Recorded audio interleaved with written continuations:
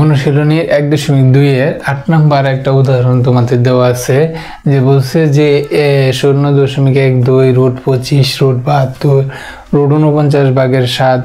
হ্যাঁ, এই সংখ্যাগুলো থেকে অমূলদ সংখ্যা, এই সবগুলো সংখ্যা থেকে কোনগুলো অমূলদ সংখ্যা সেটা আমাদেরকে বের করতে বলছে। তো আমরা জানি যে সকল সংখ্যাকে ভগ্নাংশ আকারে প্রকাশ করা যায় না তাদেরকে অমূলদ সংখ্যা বলে।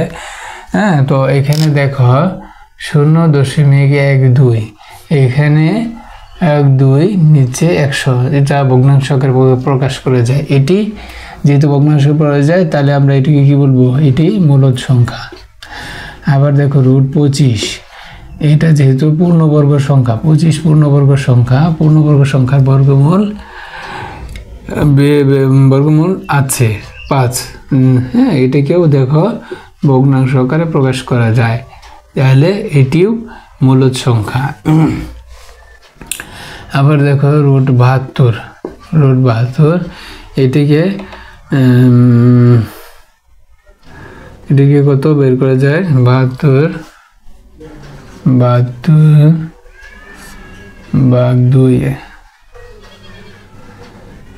3 দুগুণে 6, 6 দুগুণে 12। তাহলে আমরা রুট 72কে আমরা কি লিখতে পারি, 2 গুণন 36। তাহলে রুট 2 গুণ রুট 36 লিখতে পারি।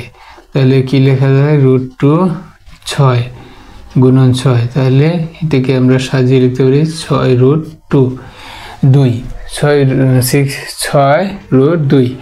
তাহলে দেখো আমরা জানি রুট 2কে কি ভগ্নাংশ আকারে লেখা যায় না, এবং 2 কি পূর্ণবর্গ সংখ্যা নয়। তাহলে পূর্ণবর্গ সংখ্যা নয়, এরূপ সংখ্যার বর্গমূল কি জানি আমরা, অমূলদ সংখ্যা, এবং এটিকে ভগ্নাংশ আকারে প্রকাশ করা যায় না। ভগ্নাংশ আকারে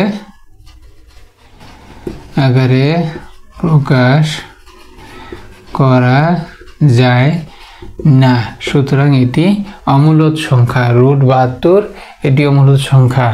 আমরা 4 নম্বর সংখ্যাটা দেখি, রুট 49 ভাগের 7। রুট 49 সমান আমরা কত জানি, 7 ভাগের 7 কাটাকাটি, যেহেতু এটিও একটি ভগ্নাংশ, তাহলে এটাকে আমরা ভগ্নাংশ আকারে যেহেতু প্রকাশ করতে পারছি, তাহলে এটিও কি একটা মূলদ সংখ্যা।